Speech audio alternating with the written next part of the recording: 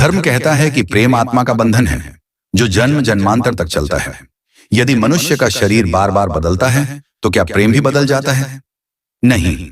जैसे गीता में श्री कृष्ण ने अर्जुन से कहा, वासांसी जीर्णानि यथा विहाय नवाणि गृह्णाति नरोपराणि।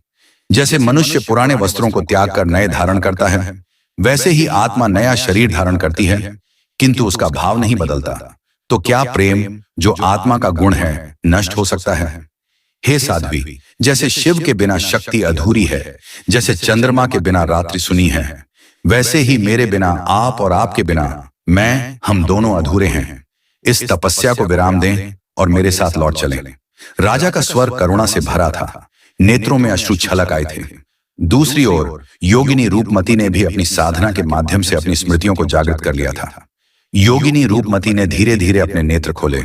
उनकी दृष्टि में एक शांत ज्वाला थी, जैसे गंगा का जल स्थिर प्रतीत होते हुए भी भीतर एक प्रचंड प्रवाह लिए होता है। उन्होंने गंभीर स्वर में कहा, राजन, प्रेम केवल वासना नहीं, यह आत्मा की पवित्र अग्नि है। आप कहते हैं कि आत्मा अमर है, तो क्या प्रेम मात्र संयोग की इच्छा बनकर रह जाएगा? यदि प्रेम में केवल मिलन ही अंतिम सत्य होता तो राधा और कृष्ण की कथा अधूरी रह जाती। यदि प्रेम का परिणाम विवाह होता तो राम और सीता का वनवास अर्थहीन होता। प्रेम केवल पाने का नाम नहीं, यह त्याग की पराकाष्ठा है। आप मुझे अपने साथ चलने के लिए कह रहे हैं, परंतु क्या कभी सूरज अपनी धूप को बुला सकता है? क्या कभी चंद्रमा अपनी शीतलता को वापस लेने की प्रार्थना कर सकता है? मैं अब योगिनी हूं। मेरी आत्मा का कोई व्यक्तिगत भाव नहीं, मैं संपूर्ण ब्रह्मांड की हूं। राजन, आपने गीता का श्लोक उद्धृत किया, परंतु क्या आपने यह पढ़ा नहीं? न जायते म्रियते व कदाचिन नायम भूत्वा भविता व न भूयः। आत्मा न जन्म लेती है न मरती है।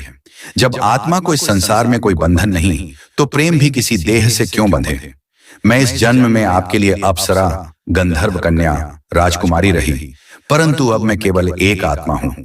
मुझे मुक्त कीजिए, जैसे नदी स्वयं सागर में विलीन हो जाती है। पार्ट 10 के लिए बने रहें।